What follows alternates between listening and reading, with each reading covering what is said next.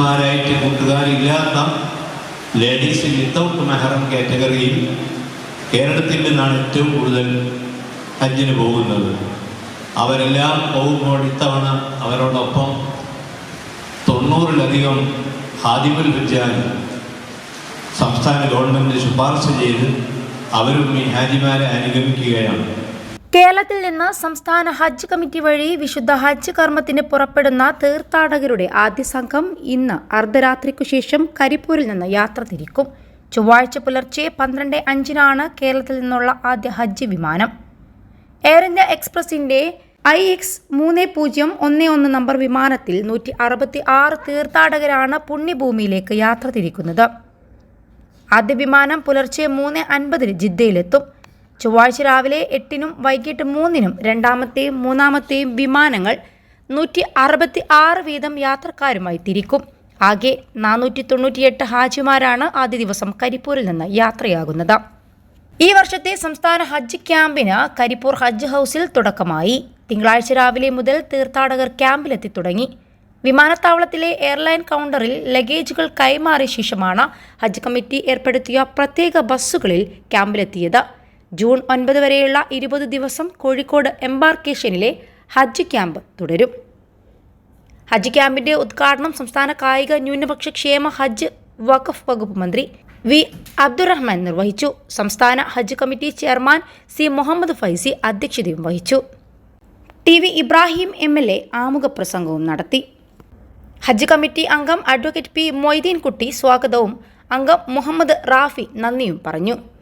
തീർത്ഥാടകരെ ഹൃദ്യമായി സ്വീകരിക്കുന്നതിനും യാത്രയാക്കുന്നതിനും വിപുലമായ സജ്ജീകരണങ്ങളാണ് ഹജ്ജ് ക്യാമ്പിൽ ഒരുക്കിയിട്ടുള്ളത്. വിമാനത്താവളത്തിലും ഹാജിമാർക്ക് ആവശ്യമായ എല്ലാ സൗകര്യങ്ങളും ഒരുക്കിയിട്ടുണ്ട്. +2 ഡിഗ്രി കഴിഞ്ഞവർക്ക് വേൾഡ്സ് ഫസ്റ്റ് AR/VR ക്ലാസ് റൂമിലൂടെ സ്മാർട്ട് ഫോൺ എഞ്ചിനീയർ ആവാം. കൂടുതൽ അറിയാൻ വിളിക്കൂ ബ്രിഡ്കോ ആൻഡ് ബ്രിഡ്കോ. സംസ്ഥാന ഹജ്ജ് കമ്മിറ്റി മുഖേന 17,883 പേരാണ് 3 എംബാർക്കേഷൻ പോയിന്റുകൾ വഴി ഈ വർഷം യാത്രയാവുക. ചരിത്രത്തിൽ ആദ്യമായാണ് സംസ്ഥാനത്ത് നിന്നും ഇത്രയും കൂടുതൽ പേർ അവസരം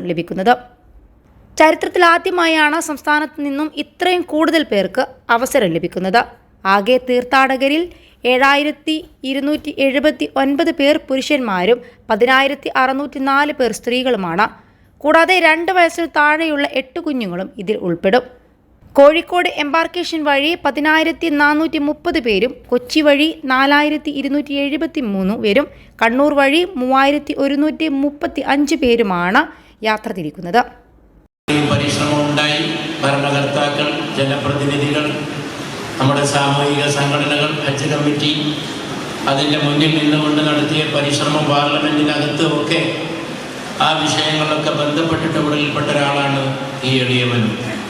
അതിൻ്റെയൊക്കെ ഫലമായി നമുക്കിവിടെ അത് അനുവദിച്ച് കിട്ടി. ഇപ്പോൾ വളരെ ഭംഗിയായി പഴയ പോലെ ഇവിടെ ഈ ഹജ്ജ് ക്യാമ്പ് നടക്കുന്നത് എല്ലാവരെയും വളരെ സന്തോഷിപ്പിക്കുന്ന കാര്യമാണ്. കരിപ്പൂരിലെ ഹജ്ജ് ക്യാമ്പിന് ഒട്ടേറെ പ്രത്യേകതകളുണ്ട്. അതിൽ വലിയൊരു പ്രത്യേകത ഒരു നാഷണൽ റെക്കഗ്നീഷൻ, ദേശീയമായിട്ടുള്ള അംഗീകാരം നേടിയെടുത്ത ഹജ്ജ് ക്യാമ്പാണ്.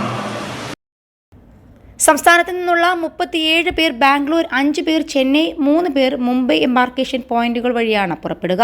മൊത്തം തീർത്ഥാടകരിൽ 1,250 പേർ 70 വയസ്സ് കഴിഞ്ഞ റിസർവ്ഡ് കാറ്റഗറിയിൽപ്പെട്ടവരും 3,582 പേർ ലേഡീസ് വിത്തൗട്ട് മഹ്റം വിഭാഗത്തിൽ നിന്നുള്ളവരും ശേഷിക്കുന്നവർ ജനറൽ വിഭാഗത്തിൽപ്പെട്ടവരുമാണ്. കഴിഞ്ഞ വർഷത്തിൽ 11,252 പേരാണ് സംസ്ഥാനത്ത് നിന്നും പുറപ്പെട്ടിരുന്നത്. ഈ വർഷം 6,516 എണ്ണം തീർത്ഥാടകരുടെ വർധനവുണ്ടായിട്ടുണ്ട്.